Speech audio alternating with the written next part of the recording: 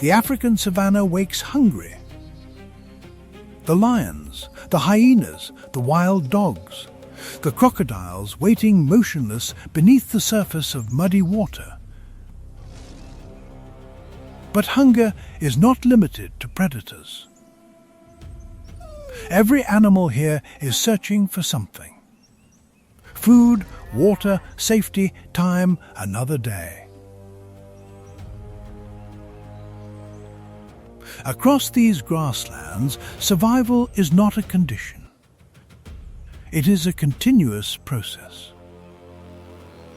One that has shaped every tooth, every claw, every instinct, and every strategy found on this continent.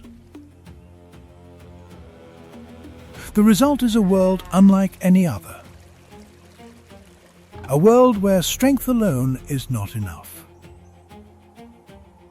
Where speed can fail, where size offers no guarantees, and where life and death often depend on a single decision made in a single moment. This is the African savanna. And this is how the deadliest survive. Before we continue, leave a comment telling us where you're watching from. And let's see how many corners of the world have gathered to witness nature's greatest battle for survival.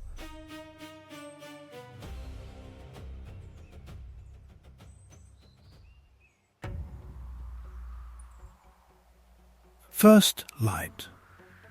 The calculations begin.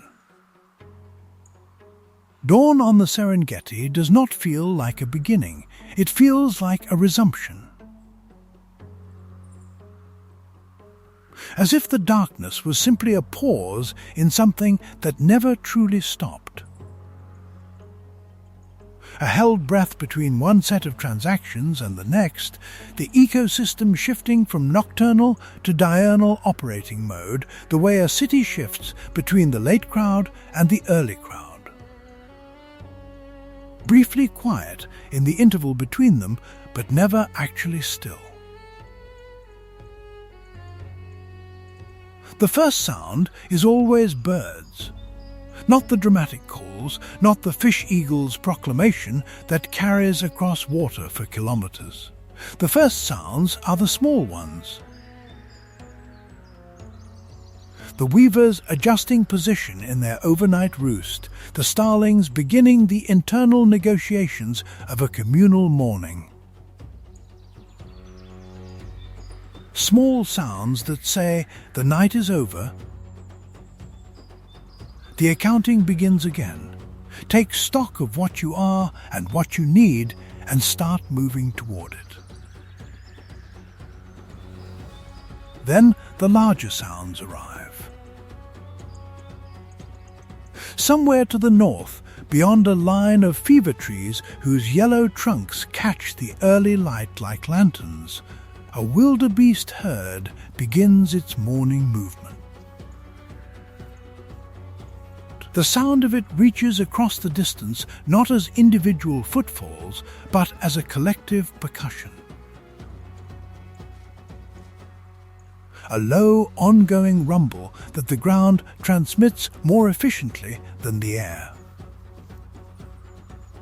Everything within a kilometer radius registers it. The topee on the termite mound to the east swivels both ears simultaneously toward the sound.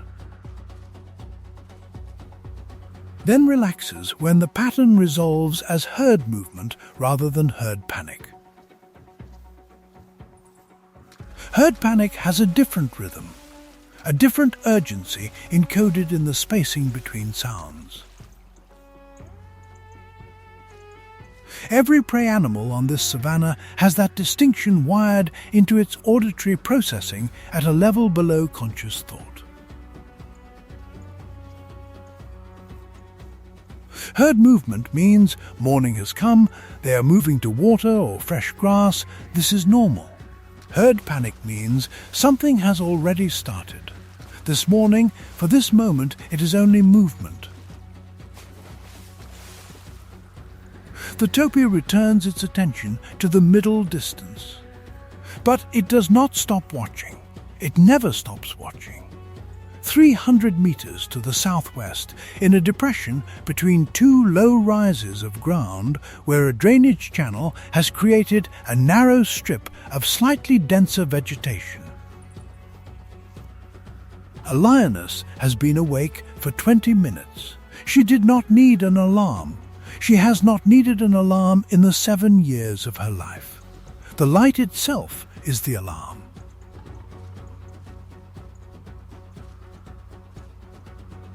The particular quality of darkness that precedes dawn, the drop in temperature that accompanies the last hour before sunrise, the cessation of certain nocturnal sounds, all of it functions as a biological clock set by evolution rather than intention.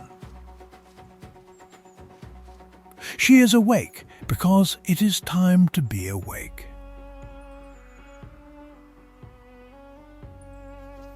Because the hours between first light and full morning heat are among the most productive hunting hours the day offers. The grass is still damp. Sound travels differently in cool air. Prey animals are moving from overnight resting areas toward water and morning grazing. And movement, even cautious movement, produces the sensory signatures that predators are built to detect. She stretches.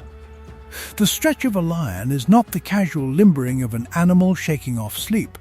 It is a systematic activation, working through a musculoskeletal system that contains more fast twitch muscle fiber by body proportion than almost any other large mammal, ensuring that when the moment requires full output, the system delivers it without the hesitation of cold muscles.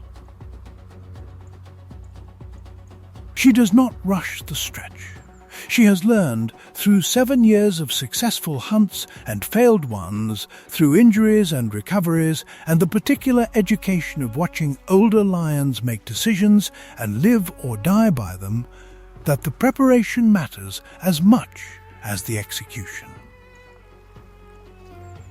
She finishes the stretch, rises, and begins the slow, deliberate scan of the landscape that every morning requires.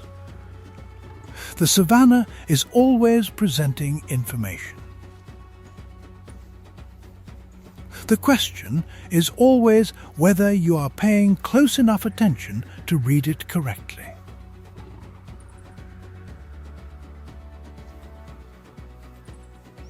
The African wild dog does not wait for full light.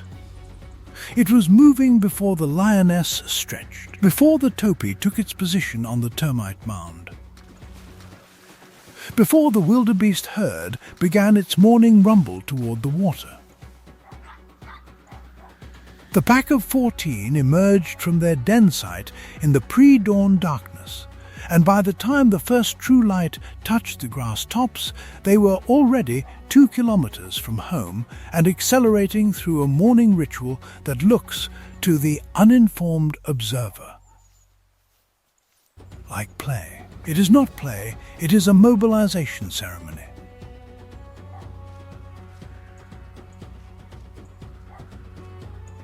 The greeting behavior that African wild dogs perform before a hunt, the frantic mutual nosing, the vocalizations that sound almost like birds, the physical contact and repositioning that ripples through the pack in the minutes before departure, functions as a social reset.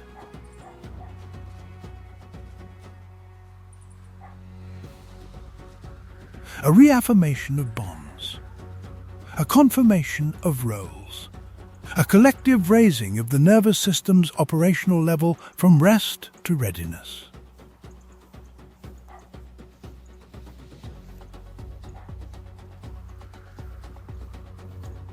By the time it ends, 14 animals that were sleeping individually are thinking, in some meaningful functional sense, as a single system.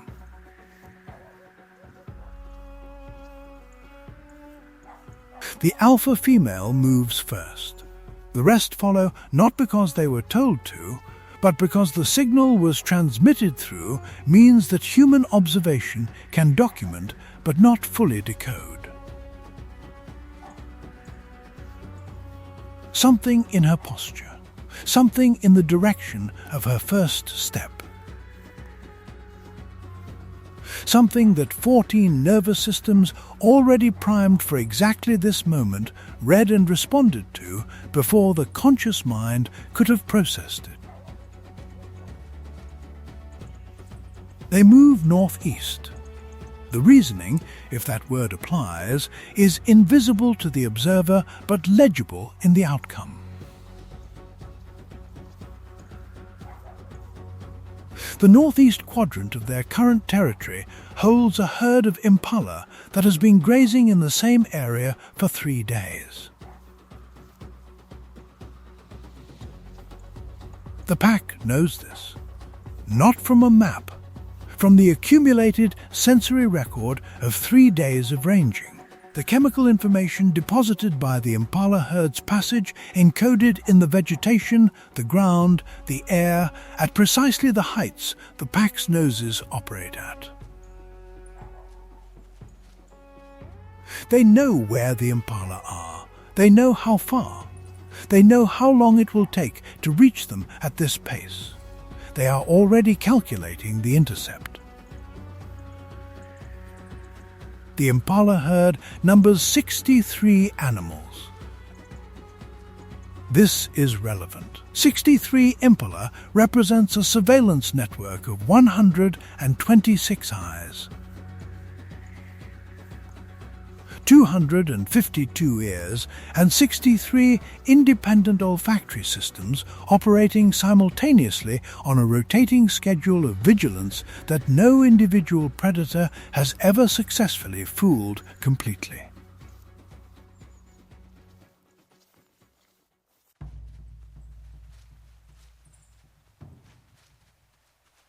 "252 ears and 63 independent olfactory systems operating simultaneously on a rotating schedule of vigilance that no individual predator has ever successfully fooled completely." The herd sees everything. Almost everything. What the herd cannot do, with all of its distributed sensing, is maintain perfect attention across all directions simultaneously at all times. There are moments, brief, irregular, statistically predictable, when the collective attention of 63 animals has a gap in it. A direction that no individual happens to be monitoring at the precise moment that something requires monitoring. The wild dog pack does not know this in the way that a chess player knows the positions on a board. But something in the hunting behavior that 3 million years of evolution has deposited in their operational logic accounts for it anyway. The spread of the pack as it approaches. The use of terrain. The pace calibrated to close distance without triggering the alarm threshold that would scatter the herd before the pack has closed to a productive range. The impala herd grazes. The pack closes. At 400 meters, the alpha female reads something in the herd's configuration that is invisible to the observer but legible to her. A younger male, slightly separated from the main body. The particular way he holds his head that suggests he has been attending to something on his left for the past several minutes, which means his right side has been receiving less attention. She adjusts course by 15 degrees. The pack adjusts with her. Nobody signals. Nobody follows. They simply move as a single coordinated thing. Because that is what 3 million years of social hunting has made them. The young impala's right side closes. The chase lasts 4 minutes and 20 seconds.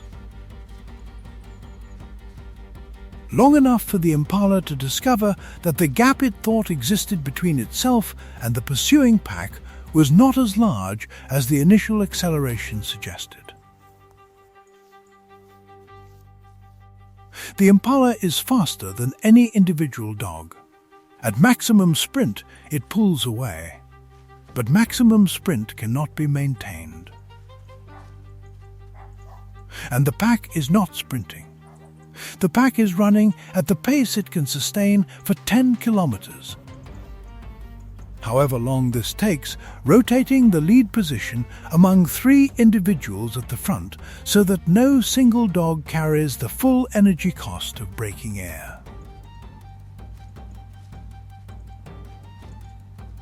At 4 minutes and 20 seconds, the impala's maximum sprint pace and the pack's sustainable pursuit pace arrive at the same point.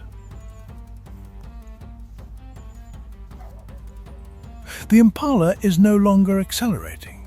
The pack is not decelerating. The gap closes. The contact is quick. The kill is shared. And within 30 minutes, 14 wild dogs are moving back toward the den site where pups wait. Older pack members already preparing the regurgitation that will feed those who did not run.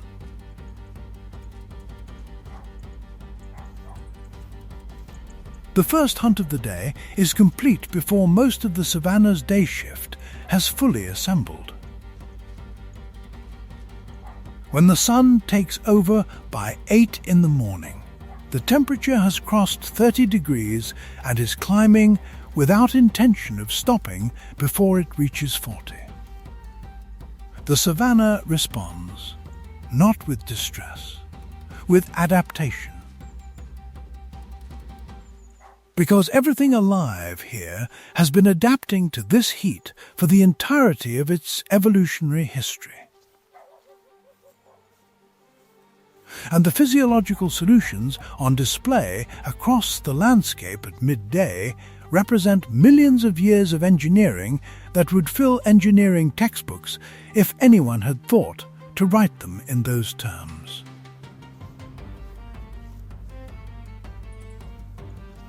The elephant finds shade. Not the deep shade of dense forest, there is none on the open savanna. The partial shade of a large acacia, where the angle of branches and the density of canopy reduces direct solar radiation by 30 to 40%.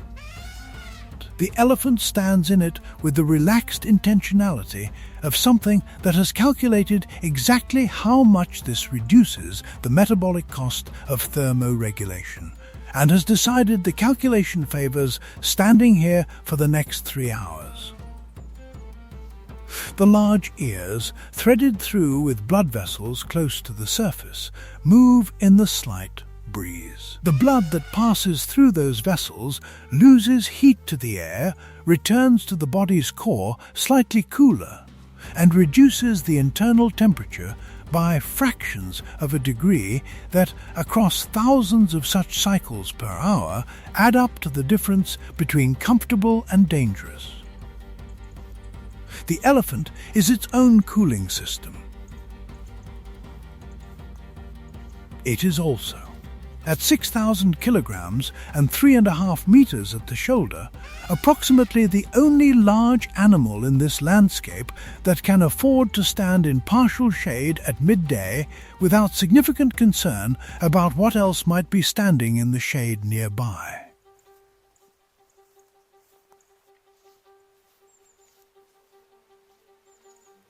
Lions nap in the shade of the same acacia species. Not this particular one. They know which acacias are occupied by elephants. The lion pride has not moved significantly since the morning. 6 adult females, 2 subadult males, and 4 cubs of approximately 8 months occupy the shadow of a kopje.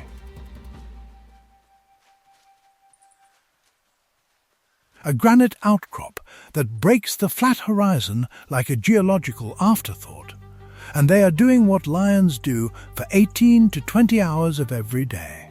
They are resting. This is not laziness. This is energy economics. A lioness at rest is a lioness whose caloric expenditure is minimal, whose fast twitch muscle fibers are recovering from the previous night's hunt, whose body temperature is staying below the threshold that would require active cooling to maintain. Every calorie not spent on midday thermoregulation is a calorie available for tonight's hunt. The cubs do not understand this yet. They chase each other around the base of the kopje with the anarchic energy of young things that have not yet discovered that energy is a finite resource to be managed rather than a given to be expressed.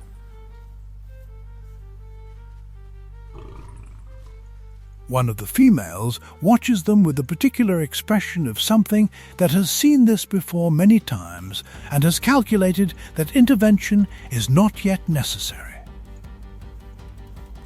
When the intervention becomes necessary, it will be immediate and instructive.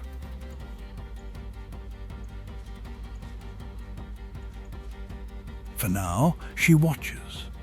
And through her watching, the cubs are already learning something more important than any lesson she could actively teach.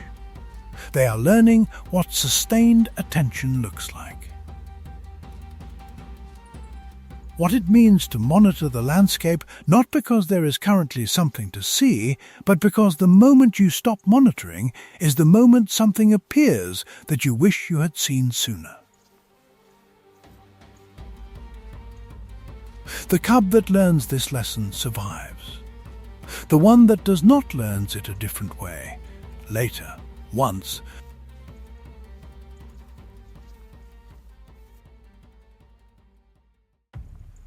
Midday at the Mara River. The water level is lower than it was 3 months ago. The rainy season's contribution has been moving downstream since March, and the river is approaching its annual minimum.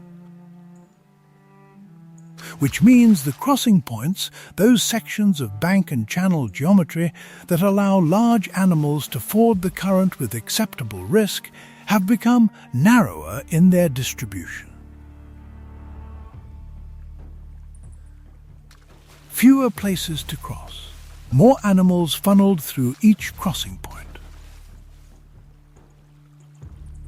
The Nile crocodile population of this river section has understood this geometry for longer than most of the mammal species currently approaching the water have existed as species. Understanding may be too strong a word, but whatever the functional equivalent of understanding looks like in an animal that has been operating the same basic predation model for 200 million years, the crocodiles of the Mara River have it.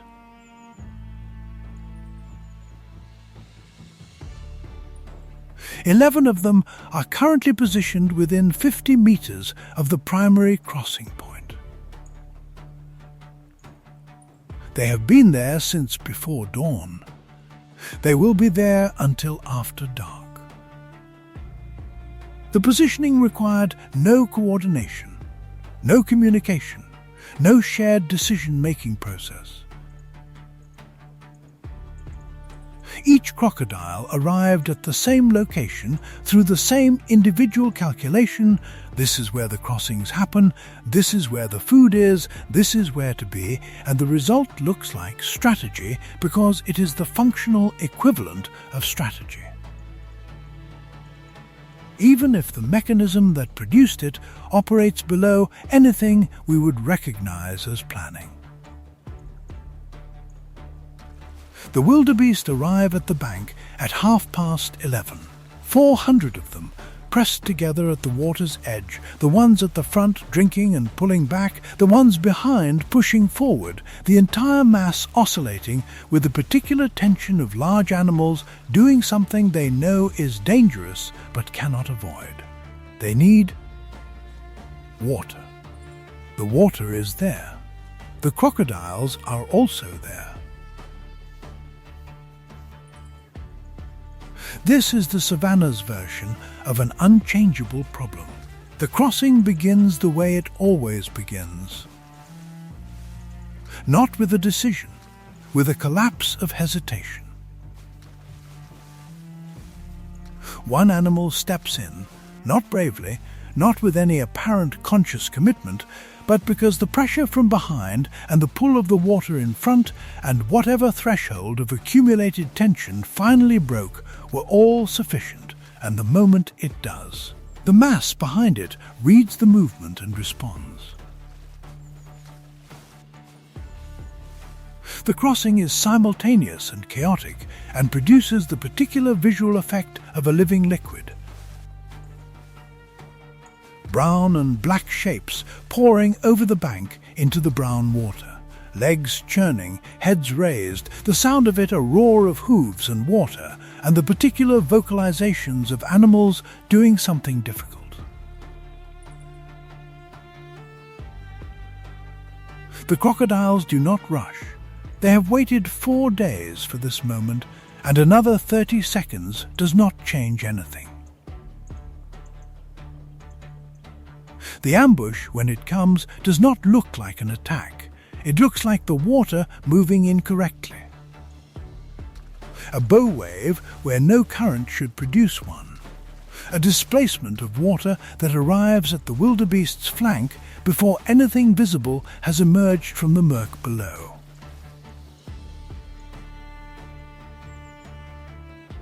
And then the jaws, and then the roll. The crossing continues around it. 400 animals do not stop because one of them has stopped.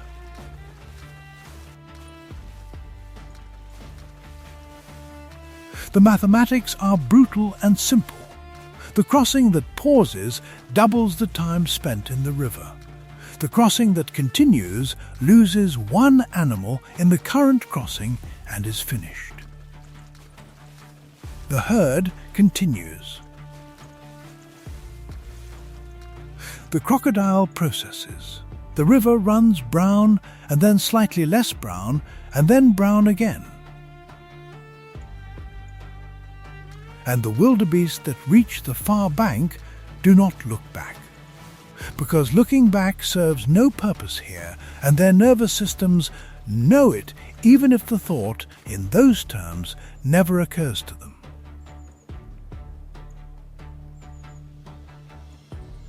The afternoon shift the heat begins to ease at 3 in the afternoon.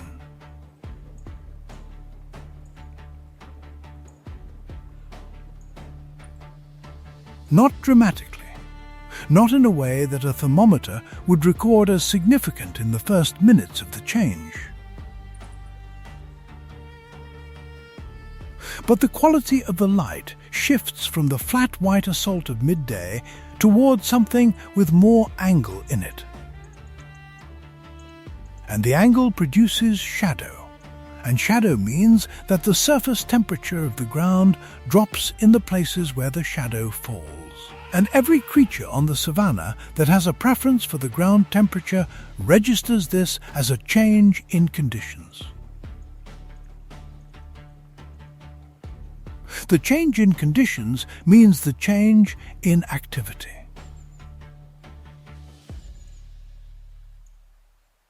The savannah's afternoon shift assembles. On the eastern edge of the Serengeti, a female cheetah that has been resting in the partial shade of a low shrub since 10 in the morning raises her head. She has been watching the landscape through half-closed eyes for 5 hours, not sleeping. Watching the particular resting state of a predator that cannot afford to fully disengage is something between sleep and wakefulness. The body recovering, the energy systems restoring, but the sensory apparatus maintaining a threshold of engagement that will fire fully at the appropriate stimulus. The appropriate stimulus is a Thompson's gazelle herd that has been grazing at the edge of her visual range since early afternoon, and has now, with the easing of the heat, begun moving in a direction that will bring a portion of it closer. She does not move yet. Movement at this distance would be registered immediately.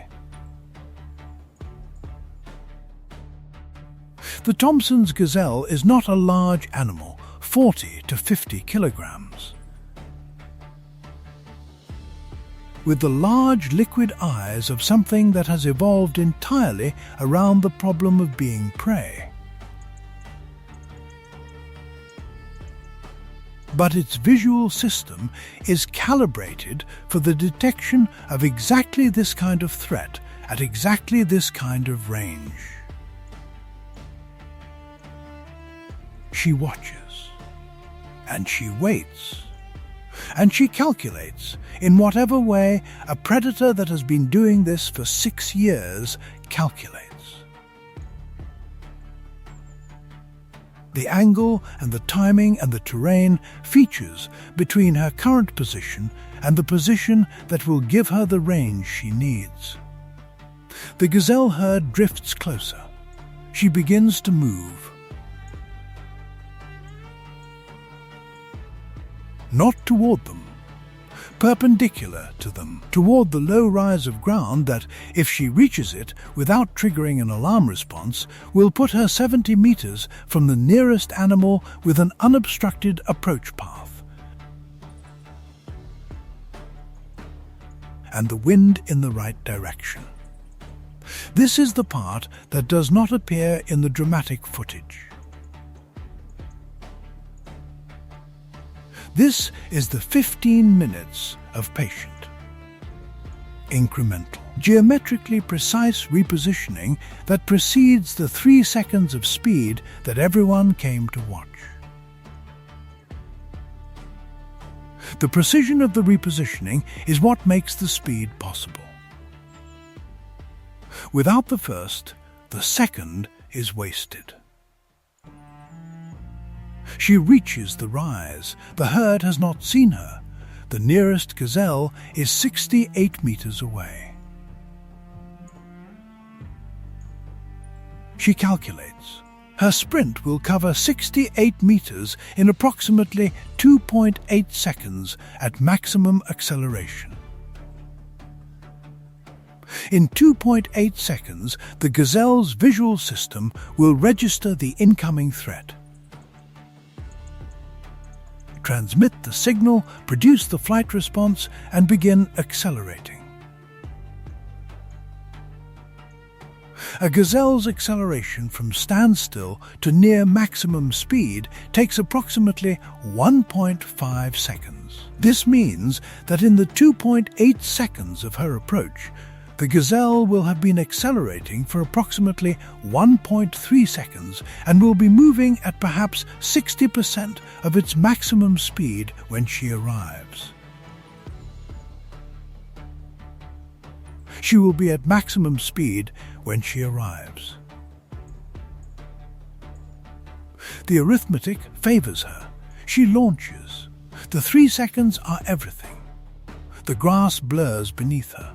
The spine that operates as a coiled spring releases and compresses and releases again in a motion that extends her stride beyond what the legs alone could produce. Each bound covers more ground than her body length. The semi-retractable claws grip without slipping at speeds that would defeat the traction of most surfaces. The gazelle is running, but the gazelle started running 1.3 seconds after she did. At the moment of contact, the cheetah's dew claw, the small curved claw on the inner foreleg, positioned like a hook, designed for exactly this purpose, catches the gazelle's hindquarters mid-stride. The gazelle tumbles. The cheetah is on it before the tumble completes. The suffocation hold, jaws across the throat, positioned to compress the trachea without releasing, is held with the particular steady grip of an animal that has done this enough times to know that patience here is efficiency. The gazelle struggles, then less, then not at all. The cheetah releases, lies beside the kill. Breathes, the sides heave at 3 times resting respiratory rate. The body temperature has spiked. The fast twitch fibers are emptied of their immediate fuel reserves. For the next 20 minutes, she is approximately as dangerous as the gazelle she just killed. She knows this. Her eyes move constantly across the landscape as she recovers, reading the horizon for the shapes and movements that mean a competitor has detected the kill and is approaching. She spots the vultures before she spots the hyena. The vultures are a signal. Where vultures circle, other things look up. She begins to feed quickly, not frantically. Quickly, with the particular focused efficiency of an animal that knows how much time it has and is calibrating its intake against the clock. She eats well. For now. What happens at the waterhole, every Savannah waterhole, tells the same story at the same time every afternoon.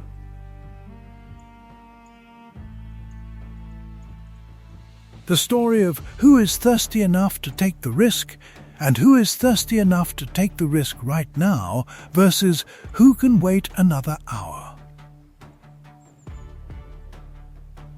When conditions might be different. When the predator that has been sitting in the shade 50 meters from the waterhole might have moved on to somewhere else. The waterhole does not care about any of this. The waterhole is simply water. It is also the most dangerous place on the savannah.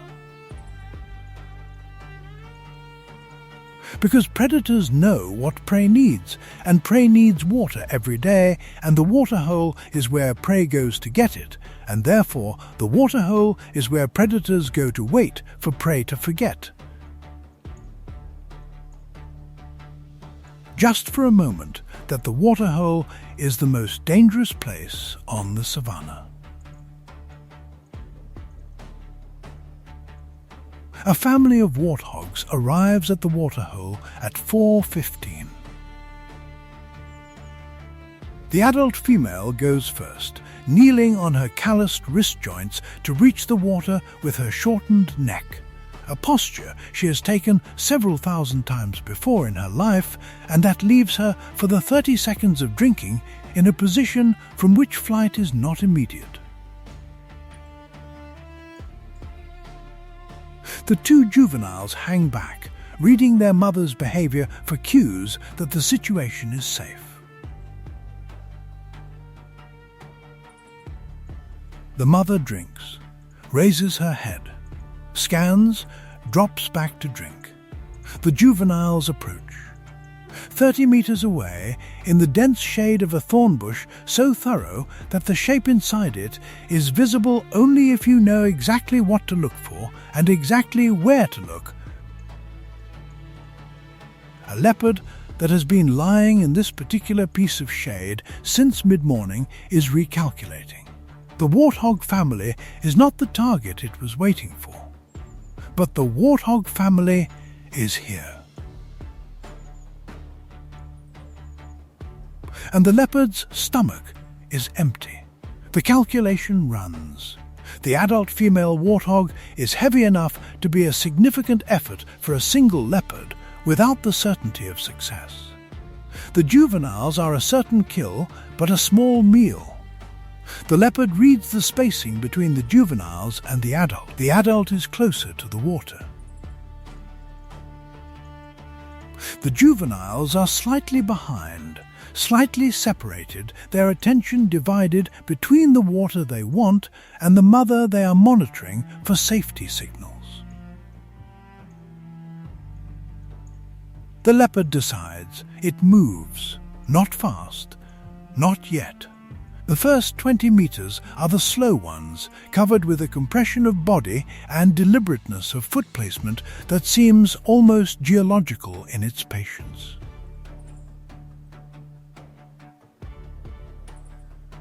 The thorn bush provides cover for 15 of those meters.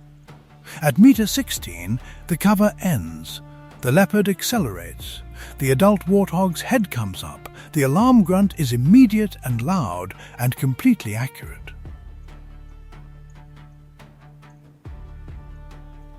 The juveniles scatter. The adult runs. The leopard is committed to the intercept of the nearer juvenile, a course correction made in the fraction of a second between the alarm and the full acceleration, and the juvenile, faster than it looks, faster than its short legs suggest it should be, is already at full speed. With a head start, the leopard must close. The chase covers 40 meters. The leopard closes. The juvenile warthog makes a turn that the leopard anticipated and accounts for with a lateral adjustment that costs it a fraction of a second. That fraction of a second is enough. The juvenile reaches the entrance of the burrow on the far side of the waterhole, an aardvark excavation repurposed, its entrance precisely wide enough for a warthog and not quite wide enough for a leopard moving at speed, and drops into it tail first, a maneuver it has been practicing since birth. The leopard arrives at the burrow entrance, reaches in, finds nothing, sits back, looks at the burrow entrance with the expression of something that has been denied by physics rather than by any failure of its own. After a moment, it turns and walks back toward the shade it came from. It will try again later. It always tries again later. That is what leopards do.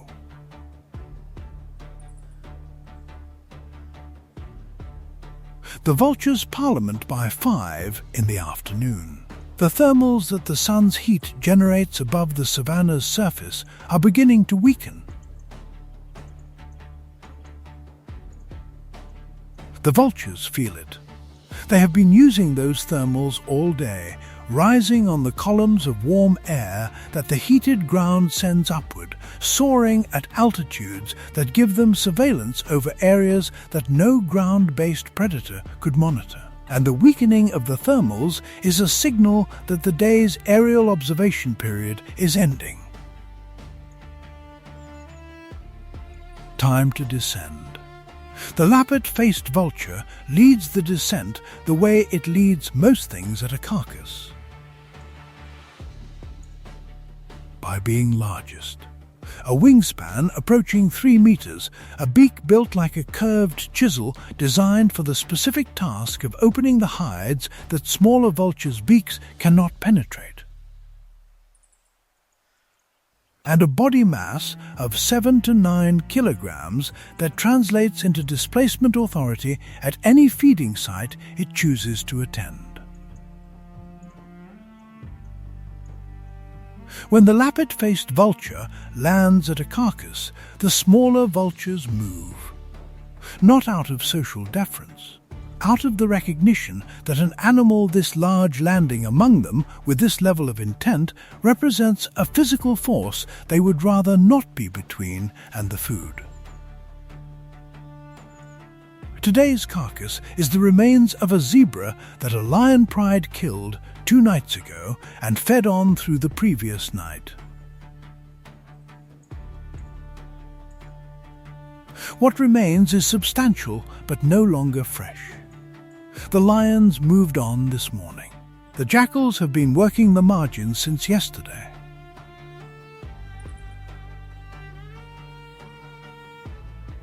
What is left requires the particular toolkit that the vulture lineage has been refining for 60 million years.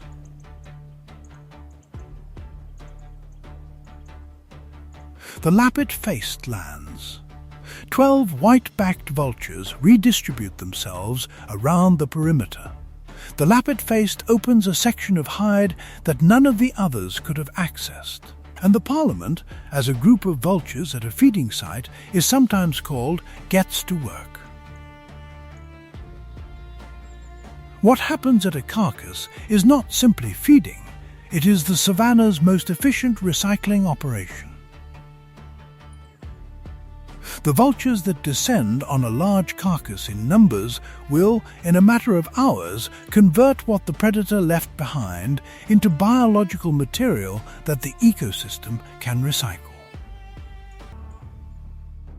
The bones that vultures cannot consume, which is not many, given the bone-crushing capacity of species like the lappet-faced, will be handled later by smaller specialists, and what remains after them will return to the soil directly. Nothing is wasted. Nothing is ever wasted here. The savannah cannot afford waste. What would be discarded in any other context is fuel here, protein, energy, the raw material from which the next generation of something will be constructed. Whether that something is a blade of grass drawing nitrogen from decomposing organic matter, or a jackal pup whose mother fed on what the lions and vultures left behind. The carcass does not end at the carcass. It continues in diminishing but real quantities through every organism that processes it, until the last atom of it has been incorporated into something living, and the something living has itself died and begun the process again.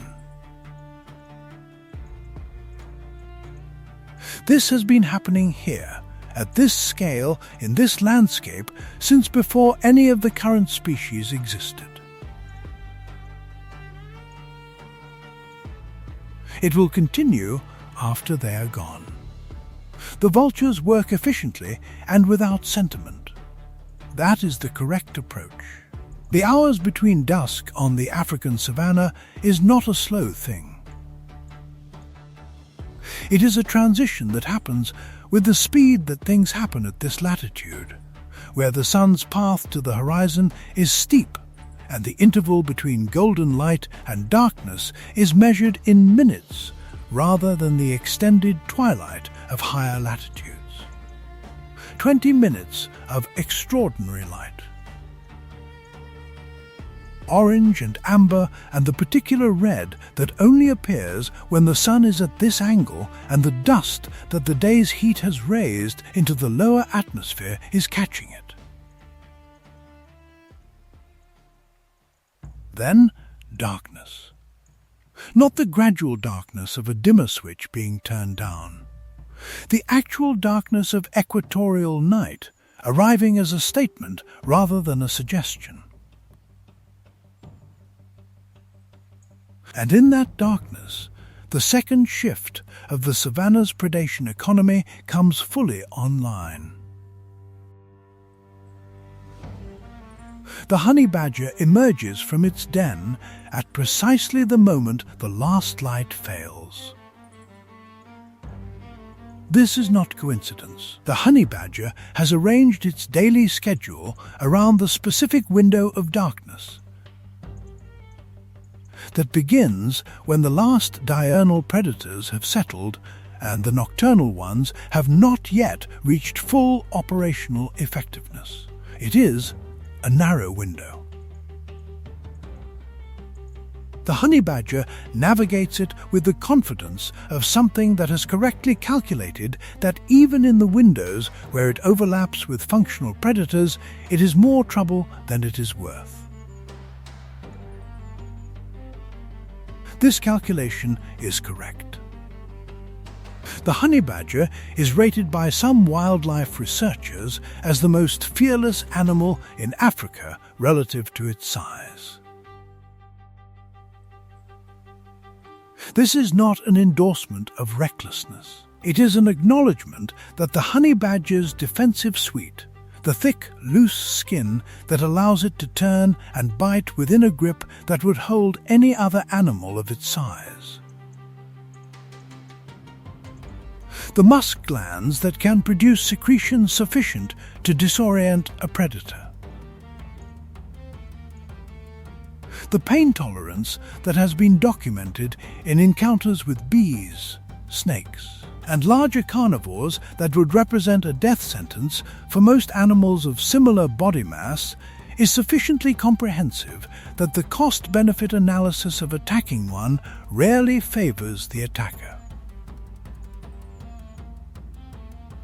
Lions have been documented releasing honey badgers, not because the honey badger won, because the honey badger made the lion calculate whether winning was worth what winning was going to cost. Most of the time, the lion decided it was not. The honey badger moves through the darkness with the particular purposefulness of something that has a list and is working through it. Tonight the list includes a termite mound it has been excavating for 2 days, a section of riverbank where it detected the chemical signature of a monitor lizard den that morning, and the area near the dead acacia where bee activity yesterday suggested a colony worth investigating. It will investigate all 3. It will be bitten, stung and scratched in the process. It will not stop. What moves in full dark by 9 at night? The moon has not yet risen. The savannah operates in a darkness that has no equivalent in any landscape where human development has introduced artificial light. A darkness that is not the absence of light so much as the presence of something else. The full weight of the African night, which has its own texture and its own sounds and its own logic, that has nothing to do with what was happening here 12 hours ago when the cheetah was calculating her approach to the gazelle herd. The serval has been hunting for 2 hours. In that time, it has caught 3 rodents, lost 1 frog that it heard but misjudged, and is currently standing with absolute stillness at the edge of a patch of tall grass, where its ears independently orientable. Each one a precision instrument capable of triangulating a sound source to within a centimeter at distances that would require instruments to replicate. Have locked onto something moving through the root zone 4 meters ahead. The ears do not move. They are already pointing at the right place. What moves is the rest of the body, positioning itself over the sound source with the slow deliberateness of an animal that knows the next action will be fast and knows the fast action will only work if the positioning was precise. Then the leap, straight up, 2 meters, the arc calculated within the jump itself, coming down with both forepaws on a precise coordinate that the ears determined and the brain held while the body executed a maneuver that looks like magic and is actually geometry. The grass part. starts. The serval lands. The sound of the landing is followed immediately by the sound of something that stops. The serval remains still for a moment, then lifts its head. Its eyes, designed for exactly this darkness, catch enough of the available light to read the landscape around it for the shapes that mean danger. Nothing. It begins to eat. On the Luanghua River, 200 kilometers east of where the serval is hunting, a leopard that has been resting in a tree for 3 hours drops silently to the ground. The drop covers 4 meters and produces a sound that, to the human ear, would not register above the ambient noise of the riverbank at night. To the puku antelope, drinking at the river's edge 40 meters away, it registers. The puku raises its head, scans. The leopard is motionless in a shadow whose darkness matches its own coat in the dark. The puku scans again, finds nothing, returns to drinking.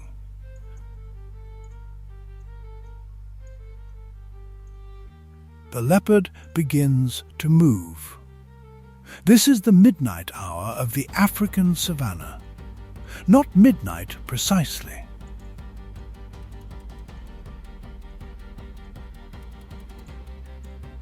The time does not matter precisely.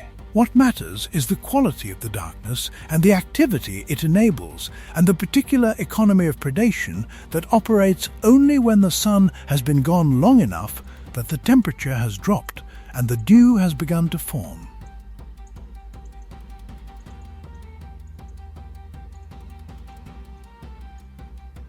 And the small sounds of the night have reached their peak density.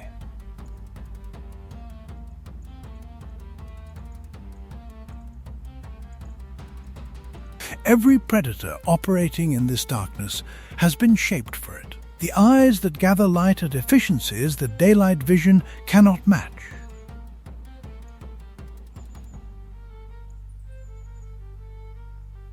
The ears that process frequencies the daytime species do not use.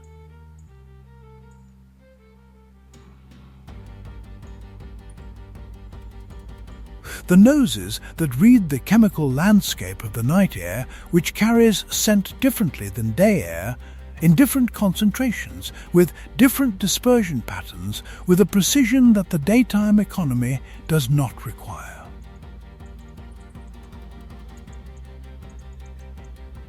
The savanna at midnight is not the same savanna that existed at dawn. Same geography, same grass, same species. Different operating mode, different rules, different outcomes. To the last sound of the midnight kill fading into the grass.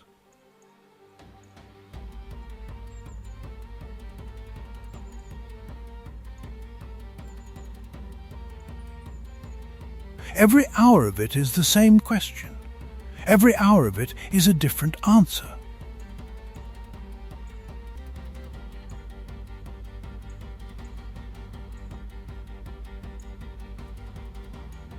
And every hour of it is happening right now.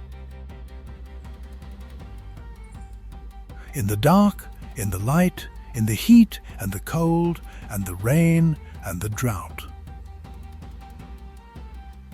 Without pause, without mercy, without the slightest interest in whether anyone is watching.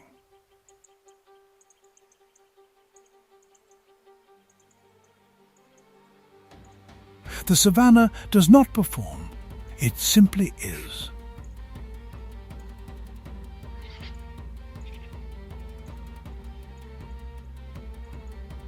And what it is, from sunrise hunt to midnight kill, is the most honest place on earth.